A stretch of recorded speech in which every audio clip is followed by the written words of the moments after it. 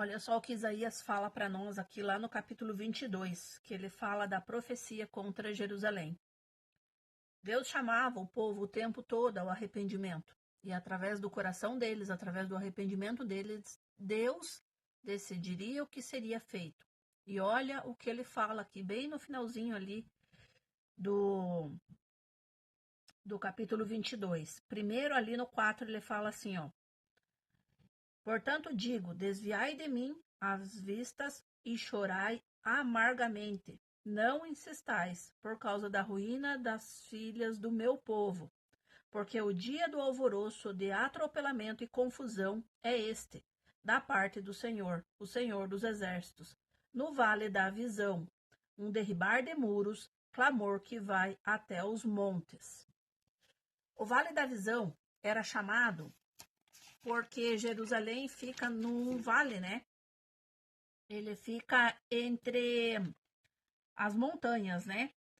Diz assim que é chamada de visão porque lá houve muitas revelações divinas que foram dadas naquele lugar. Então, por isso que era chamada de Vale da Visão.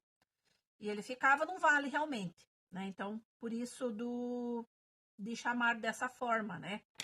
Então, Deus estava falando para o povo aqui que eles buscassem a ele e voltassem o seu coração a ele, né? Então diz assim, ó: o Senhor dos exércitos, vos convida naquele dia para chorar e prantear, rapar a cabeça e cingir os cilícios. Porém, é só gozo e alegria que se vêem. Matam-se bois, degolam-se ovelhas, comem-se carnes, bebem-se vinho, e se diz: comamos e bebemos, que amanhã morreremos. Olha o que o povo estava fazendo, ao invés de voltar o seu coração a Deus e pedir, né, pedir que Deus, né, os perdoasse e que Deus tivesse misericórdia deles, eles estavam fazendo festa e não estavam nem aí com nada. E não é isso que a gente vê no nosso mundo hoje? Muitas pessoas fazendo isso e depois pagando o preço e não sabendo o porquê? Temos que nos atentar ao que Deus está nos chamando aqui. E olha o que ele fala. Mas o Senhor dos exércitos se declara aos meus ouvidos, dizendo: certamente esta maldade não será perdoada, até que morrais, diz o Senhor dos exércitos.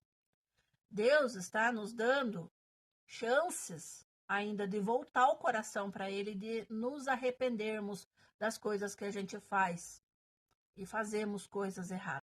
Olha só como que Deus age, como que Deus faz as coisas.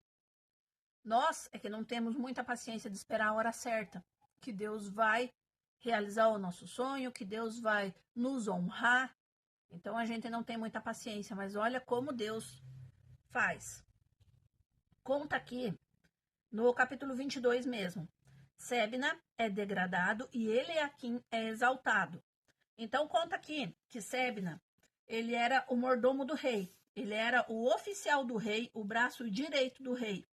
E ele se tornou muito arrogante, muito orgulhoso, e ele buscava apenas o seu interesse. Ele não buscava o interesse do povo, ele não honrava o cargo que ele tinha, né, como braço direito do rei Ezequias.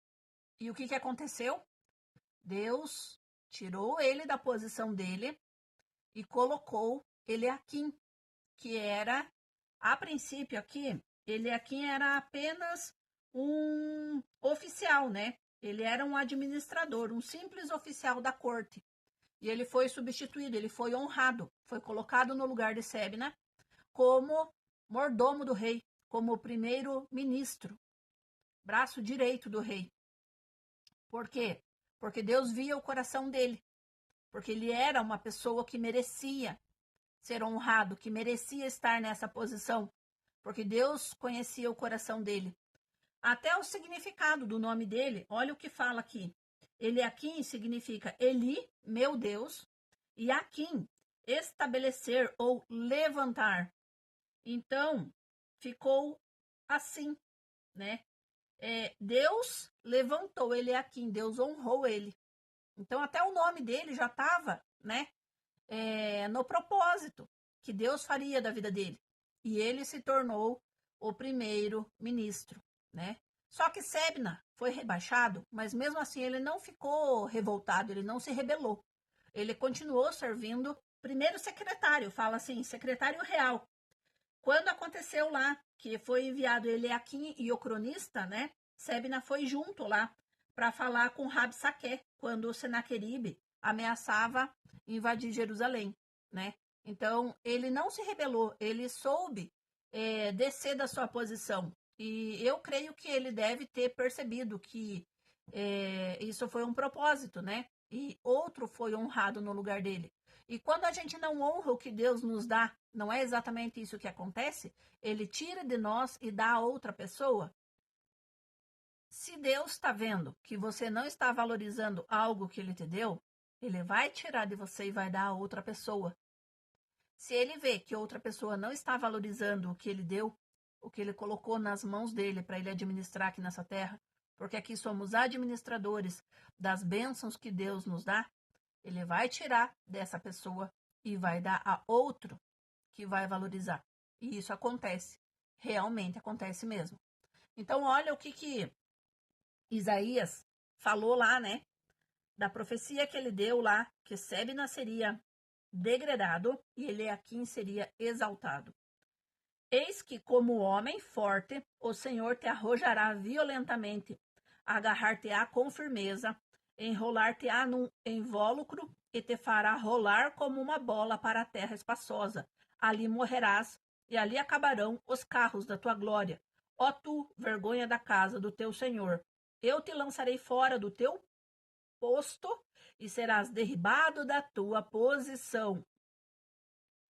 Naquele dia, chamarei a meu servo Eliaquim, filho de Euquias, vesti-lo-ei com a túnica, cingi-lo-ei com tuas faixas e lhe entregarei nas mãos o teu poder.